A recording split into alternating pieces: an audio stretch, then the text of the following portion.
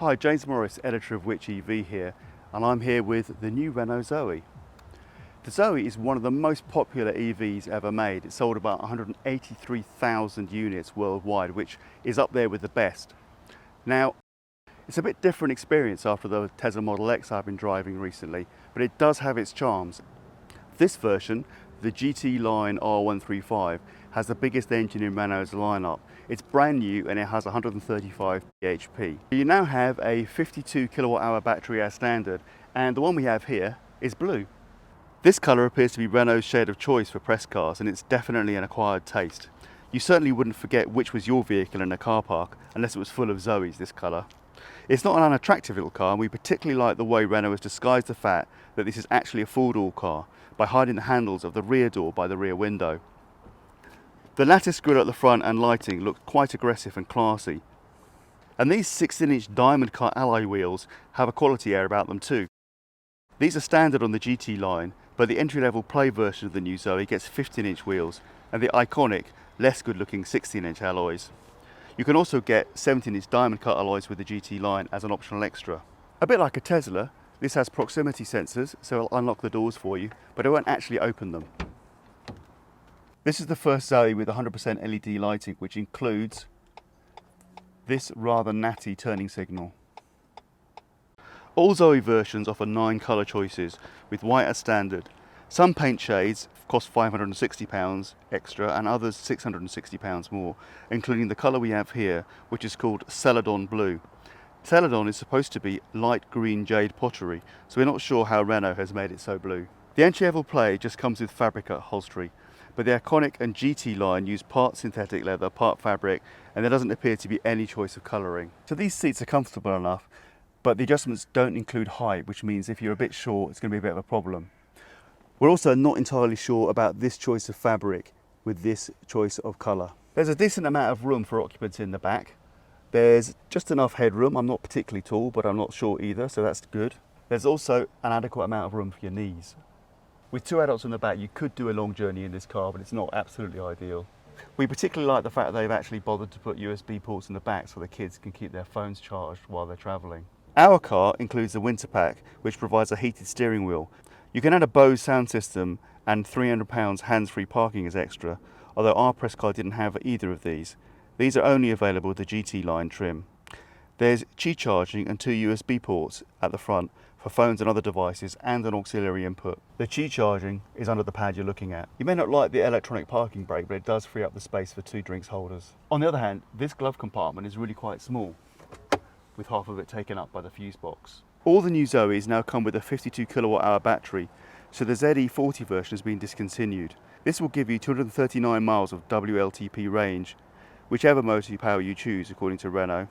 The Play has a slightly longer 245 mile range. Alongside the 3 trim versions and 2 engine types, you can specify the new ZOE with or without rapid charging.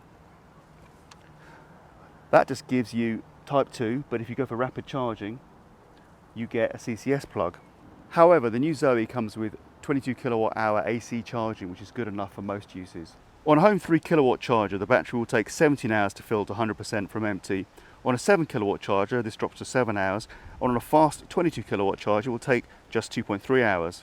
With the rapid charge option on a 50 kilowatt CCS DC supply, you can go from 0 to 80% in 45 minutes. If you have a 14p per kilowatt home electricity supply, this is a cheap car to run, costing just 3p a mile. Renault even throws in a BP ChargeMaster 7 kilowatt home charging installation with every ZOE, which is a great little bonus. The basic boot size is 338 litres, which is decent, but not as big as the Nissan Leafs. You can of course drop the rear seats down, and that has a 40-60 combination. This gives you 1,225 litres, which is actually more than the Nissan Leaf. However, like the Nissan Leaf, you have this big step, which means that certain types of loads will be a bit difficult to get into the car. Like the Nissan Leaf, this is because there are batteries underneath there. So lots of discrete controls in this car. There's some buttons over here you can't see. The steering wheel has lots of buttons, but they're bigger than on the Leaf, so that makes them a bit easier to understand. Cruise control here. There's a stalk you can't see here that controls the volume on the stereo. You've got washers and lights over here and indicators. So these buttons here control the hands-free telephony and voice control for the car. You've got some nice big discrete controls for the air conditioning. The Zoe's gear stick thing works in exactly the same way as the Leaf's. So you've got back for drive and then back again for the B regenerative braking mode, and then forward for reverse. Down here is that electronic parking brake we talked about. Behind the steering wheel you have a high resolution 10-inch display. You've got your speed on the left. On the right it tells you about energy usage and regenerative braking. You've got some trip information here and how much distance you've got left on the battery there. There's also a speed limit sign here which will pop up, which is very useful. So this central media control system is one of the things that we like better than the Leafs. It's a lot less old-fashioned. In fact, it seems pretty much up to date. And you've got simple systems. There is a separate button here for the eco mode to get a little bit more out of your battery, but a lot of other things are here, and it's much more logical and modern in its interface.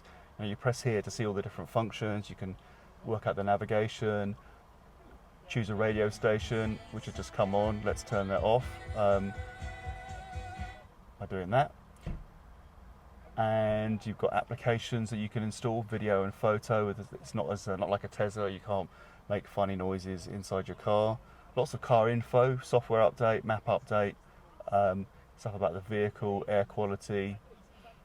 And this one is particularly useful. You can figure out what to do with the driving assistance. This guy's got quite a lot of different driving assistance abilities built in, and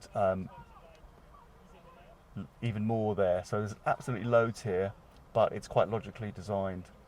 There are two basic motor types with this car. The basic Play version only comes with the R110, which is 110 horsepower, and then there's the R135. The Iconic can have either, and the GT line can only have the 135, and that has 135 horsepower. So the new, more powerful engine still only gets the car to 62 miles per hour in 9.5 seconds. However, as with any EV, the 0 to 30 is still pretty good, and this still feels pretty quick off the lights. With a light steering, this is still a very good city choice. With a slower engine, this car will take a little over 11 seconds to get to 62, which is still okay for a car of this class. There are two driving modes. There's a standard drive mode and the B mode, which is great for cities because that's a more aggressive level of regenerative braking.